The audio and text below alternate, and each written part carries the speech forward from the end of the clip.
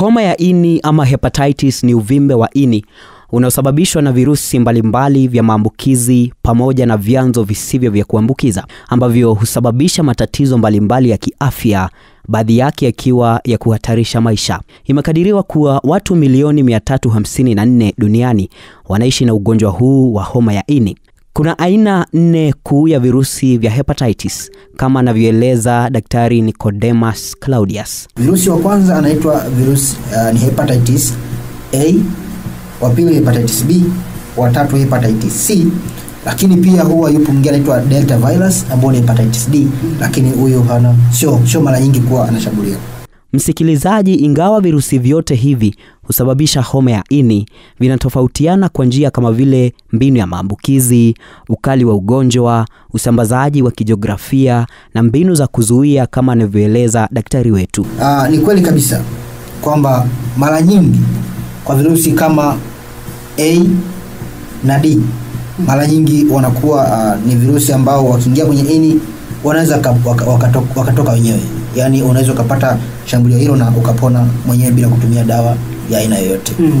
Lakini kwa virusi kama hepatitis B na C mara nyingi hawa usipokuwa na umakini na kugundua mapema wanaweza wakawa kwenye ini kwa muda mrefu bila kuwa na dalili yoyote na hatimaye kuja kuleta athari kubwa.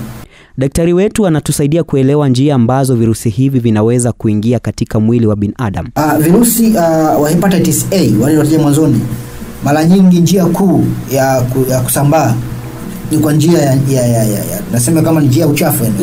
Ni mtu anapopata kula choo cha mtu mwingine, pia inakuwa ni njia mojawapo ya kuambukiza, tunaita fecal oral transmission. Kwa hiyo usafi ni kitu cha muhimu sana ili uweze kuepukana na hawa virusi hepatitis A. Okay. Lakini hepatitis B na C hawa wanaambukiza kwa njia ya damu. Lazima ingie kwenye njia ya mfumo wa damu. Ingawa pia hadi majimaji yenyewe yanatosha kabisa. Macho ya njano na tumbo kuuma ni baadhi ya dalili tu za mwanzo za homa ya ini kama anavyofafanua daktari wetu. Hili haziko moja kwa moja, ingawa kuna baadhi ya dalili ambazo zinajionyesha. Kwa mfano unaweza kuwa na shida ya masuala ya tumbo tu linauma, linavuruga, mtu anaharisha. Kienda mara nyingi wanaenda kupima na kutana amoeba. Lakini unaweza kushangaa na hepatitis A. Dalili nyingine mojawapo ni macho kuwa njano. Hizi dalili ambazo ni za jumla kwa virusi wote watatu ambao ni wataja ambao ni hatari. Unaweza kuwa na macho kuwa ya njano, lakini kitaalamu zaidi unapofanya kuchunguza ini unaweza kukuta ini limekuwa kubwa na pia linauma. Msikilizaji, unashauriwa kuendea vipimo punde tu unapopata dalili alizozitaja daktari, kwani ukikawia ugonjwa huu unaweza kugundulika ukiwa tayari umeathiri ini kwa kiasi ambacho hakiwezi kutibika.